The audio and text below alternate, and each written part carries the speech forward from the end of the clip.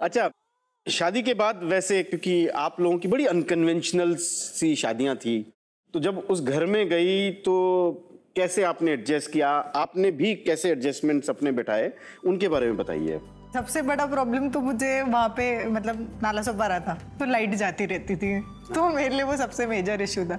और घर में एकदम बहुत सारे लोग आपको मिले, ये भी तो एक रहा होगा, उसके साथ भी हाँ, बट वही हम लोग का रूम था, तो फिर खाना वाना खाने बैठ रहे तो सब साथ में हॉल में बैठ जाते थे, फिर मतलब उसके लिए इतना कुछ प्रॉब्लम नहीं था, क्योंकि मेरे घर में भी हम लोग का घर बड़ा है, बट सिर्फ सोने के लिए लोग अलग ज्यादा जाते हैं। बाकी मेजर जैसे हम सारे भाई बहन तो एक ही रूम में बैठे रहते हैं, बात करते हैं, काफी क्लोज है हम लोग। Okay, very nice, very good ji. So आपको बताइए, शादी के बाद कितने एडजस्टमेंट्स करनी पड़ी? बहुत सारी। दोनों को दोनों को मतलब यहाँ पे आया मैं तो शेयरिंग में रहते थे, जो रूम था वो सबको पता था, इसलिए मैं फिर वो रूम छोड़ दिया बाद में। फिर दूसरे दिन एक घर ले लिया हमने। मेरे पास कुछ सामान था ना, बैचलर लेवल में तो कुछ नहीं होता है, अपना बस एक बैग उठा के चल पड़े कहीं पे भी।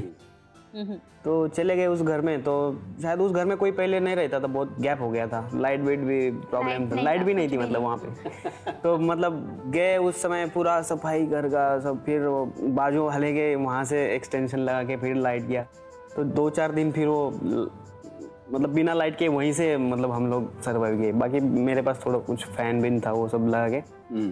खाने का तो फिर सवाल ही नहीं, बनाने का तो बाहर ही खाते थे हम लोग। फिर धीरे धीरे फिर एक एक चीज हम ऐड करते गए। आपको कितनी तकलीफ हुई एक सेटल घर से, मम्मी पापा के घर से अचानक ऐसी लाइफ में, तो कितना एडजस्ट करना पड़ा? बहुत ज्यादा।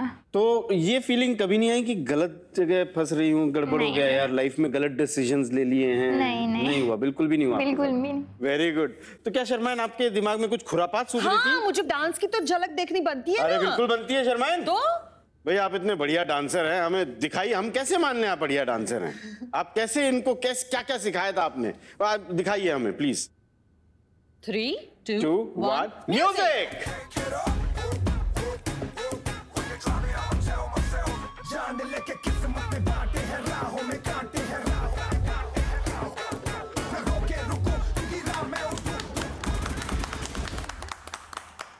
शर्माइन, हाँ, इधर तो आपने डांस करवा दिया, हाँ, इधर क्या करवाओगे? क्या कराए?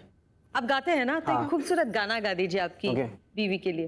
तुमको पाया है तो जैसे खोया हूँ, कहना चाहूँ भी तो तुमसे क्या कहूँ, किसी ज़ुबान में भी वो लफ्ज़ ही नहीं कि जिनमें तुम हो क्या तुम्हें बता सकूँ। मैं अगर कहूँ तुम सा हंसी है नहीं कहीं ना होगी कभी, तारीफ ये भी तो सच है कुछ भी नहीं, तुमको पाया है तो जैसे खोया हूँ। वाह, वाह, बहुत बढ़िया, बहुत बढ़िया, वेरी नाइस, वेरी नाइस।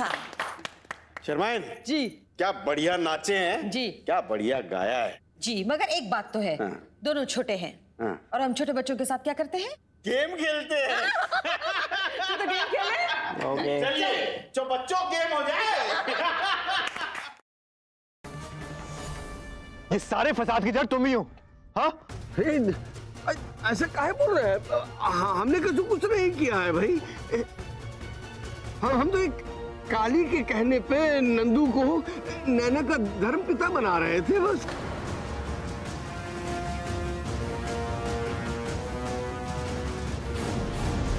तुम्हें नैना का केयरटेकर क्या बना दिया? तुम तो अपनी हद ही भूल गई ना। इतना बड़ा झूठ, इतना बड़ा गेम खेला तुमने। I mean, उस बेचारी निकिता को फंसाने की कोशिश की। How could you? तुम्हारी वजह से मैंने, तुम्हारी वजह से भाई ने उस बेचारी पर शक किया, तुम्हारी वजह से वो जेल गई, तुम्हारी वजह से एक इनोसेंट लड़की जेल गई, और इसकी वजह से सिर्फ तुम्हारी नहीं, उसकी नहीं, हमारी पूरी कंपनी की बदनामी होगी। How could you? How dare you?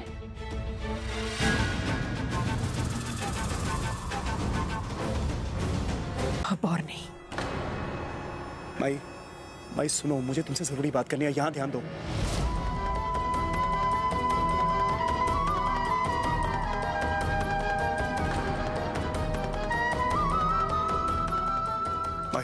यहाँ ध्यान दो, मुझे तुमसे जरूरी बात करनी है।